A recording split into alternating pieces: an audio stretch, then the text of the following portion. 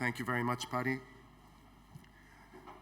Our next presentation is titled From Data Infrastructure to AI Readiness, Engineering Intelligent Enterprises.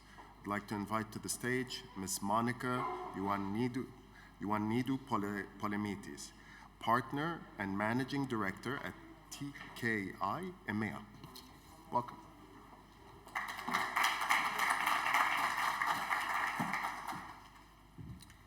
Kalimera. Thank you very much for the invitation. It's very nice to be in this very inspiring space. Just a second. Okay, that's the coolest. Great. So in the last 3 years, artificial intelligence stopped being a privilege of technology nerds and has become a household topic.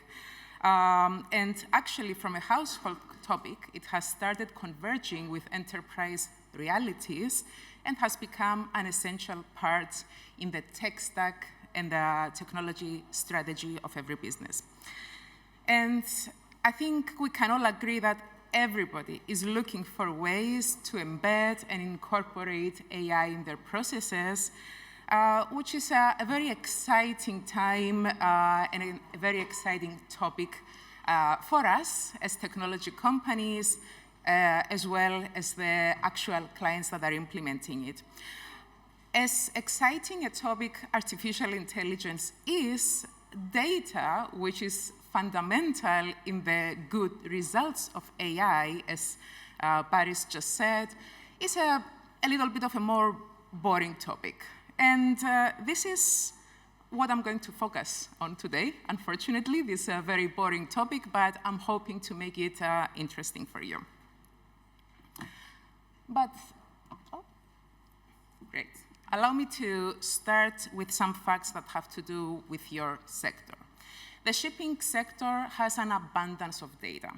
You generate and you collect data from multiple sources and in multiple formats. You have telemetry data, port data, crew data, HR data, office data, and you collect this data or you generate this data in different frequencies, daily, hourly, in 1 second, monthly, and so on and so forth. There is a huge volume of data in a shipping and maritime business. The second fact is that this data is stored in different systems, like a CRM or an ERP, or even, again, as Paris said, in emails or the brains of humans or servers in the form of documents, which makes it very difficult to draw insights from. And the third and final fact I want to share is that quality of data across these systems or places is not the same throughout. There are systems that have very good quality of data, and there are some systems that are not so well updated, so well maintained, which presents a few issues. The first impact of this current situation in most companies is that reporting is very time consuming. Every time an executive wants a report, they have to reach out to their people, they have to ask them to prepare something, and those people have to download stuff from their CRM or their ERP or find information in their servers and combine those information in order to get some insights. So time consuming. The second impact is that the insights are restricted to a description of what happened in the past, what has already happened, which, as you understand, limits the ability of executives to predict what will be coming in the future from a more correct and timely analysis of data. The third impact is that this is not done real time, so you cannot just click a button and get any insight that you want, even though technology exists that would allow you to do that. And the fourth is that I love Excel. It's it has been one of my favorite tools for all of the years, all the 2 decades that I have been working, but unfortunately in this scenario, it is heavily used in order to combine information and prepare reports, which is not the ideal scenario. So we need to fix this current situation. In order to get better insights, especially with artificial intelligence, we need to acknowledge the situation, we need to map it and audit it, and consider the steps to become, what I say here, AI ready. What does it mean? AI readiness comes about when 4 pillars collide. One is the technical pillar. The technical pillar is about the proper infrastructure, the proper architecture in a company that would allow for the correct communication between systems or the correct communication between data that lives and exists in different systems. Here, we want to avoid silos and we want to encourage data integration in a way. And we need to create a single source of truth. The way we approach it is by the creation of data warehouses, data lakehouses, in order to combine the data that come from different sources. And I will show you later on what I mean.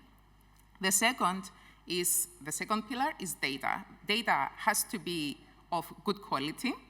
So we need to, in the first stages of our AI readiness journey, we need to understand where quality issues exist, where silos exist, and when data integration is problematic in order to address it and achieve better integration. And then, as Mr. Alexandratos said before, we need people. We need the operational element that I mentioned here, the operational pillar. That means that we need to train people to use the technology that we are giving them in order to get the insights that we should be getting with the investment that we are making. And then finally, the organizational pillar is what we call the executive buy-in. We need the executives to understand that AI is a capability, not an investment that happens in a moment in time, but something that is progressive, something that we build upon, and we never stop looking at it because systems, models drift, systems have to be revisited in frequent intervals to make sure that AI is giving us the results that is meant to be giving us. So this is just a pyramid to stress what I just mentioned. AI, first of all, you cannot buy AI readiness. It's not a software. You cannot pick it off the shelf.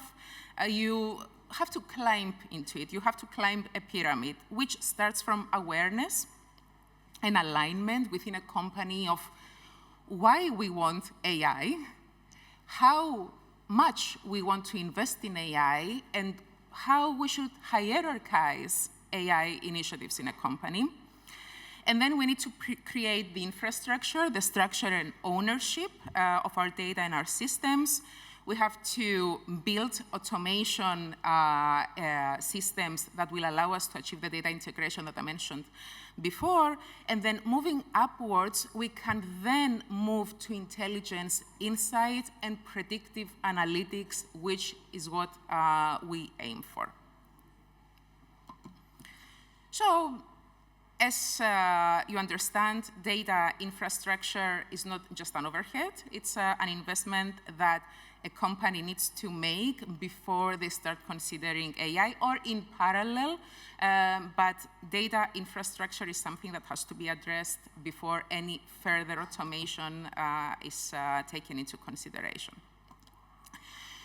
So this is the boring stuff that I mentioned at the beginning. I just wanted to briefly show you this backend diagram that we are using in order to achieve the system integration and moving into a data lakehouse of the data that lives in different systems. So our objective is for people to never stop using the systems that they are already using, because we don't want to have disruption in a company. Most companies have proper systems in place that they can continue using. It's their ERP, CRM, and all of these systems can continue to be used by the user, so the user experience remains what it is. But then what we build is an actual way to move those data towards the data warehouse where the data is normalized. We check the quality, we check that everything makes sense, and then We apply business logic in order to create dashboards, insights, and then apply AI on top, which I will share in a minute. So we create dashboards based on what the client wants to see. Client wants to create any other dashboards that make sense. This is actual from a client data. This is an actual system coming from a client application.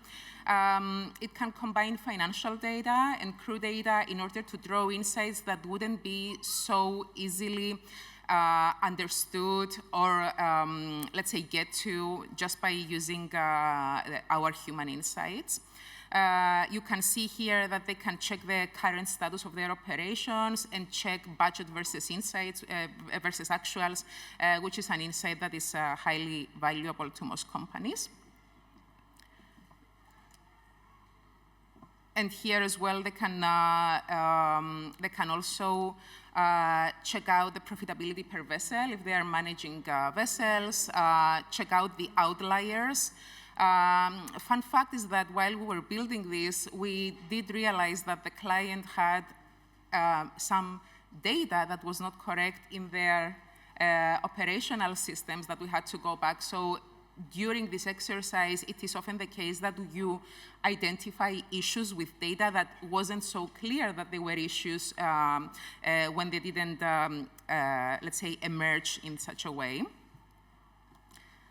And here you can see, you cannot see really, but you can take my word for it.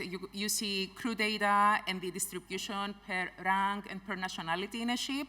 And you can see the costs associated with each crew member, which means that, for example, a company can check out when specific crew ranks are due to sign off from a vessel in case they have another vessel to place them on, combined with vessel data in order to understand better that specific crew member experience per machine, per vessel machine type, and so on and so forth. So the analysis that you can do can be quite granular, and you can take it to the, let's say, direction that you want to take it.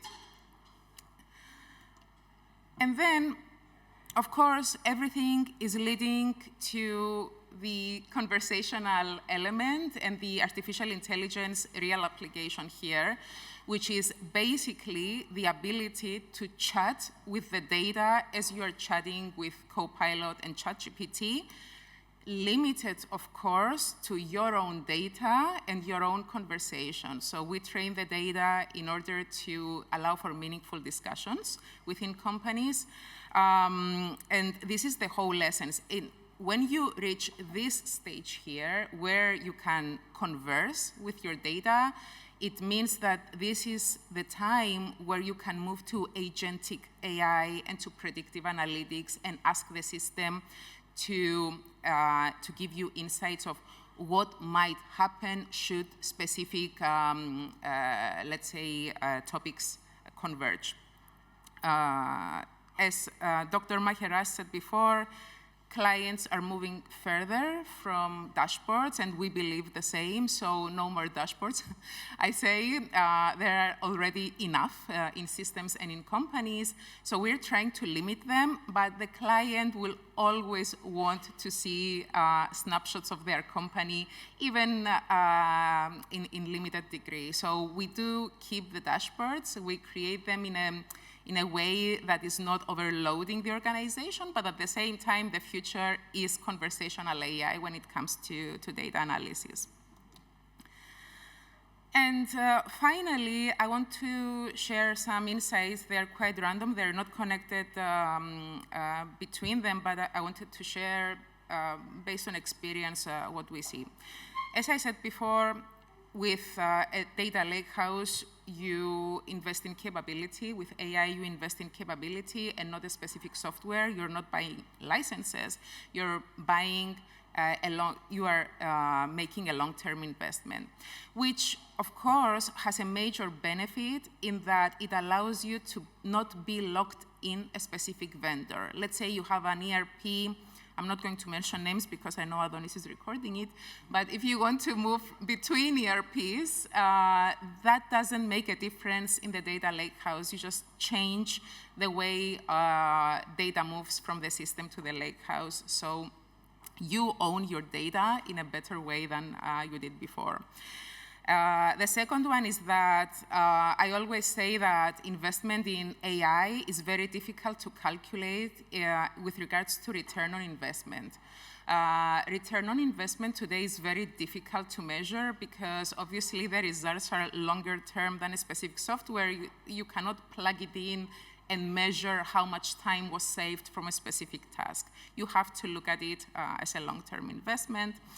And then the third one has to do with the maritime sector more than anybody, in that you operate in multiple jurisdictions. You collect data from multiple jurisdictions in very different formats, which means that you have to make sure, and I know that my colleagues in a later stage, in a later session will address this in more detail, but you have to make sure that your data is compliant, and keeping it in one place and investing in owning your data makes it so much easier than just scattering data between systems.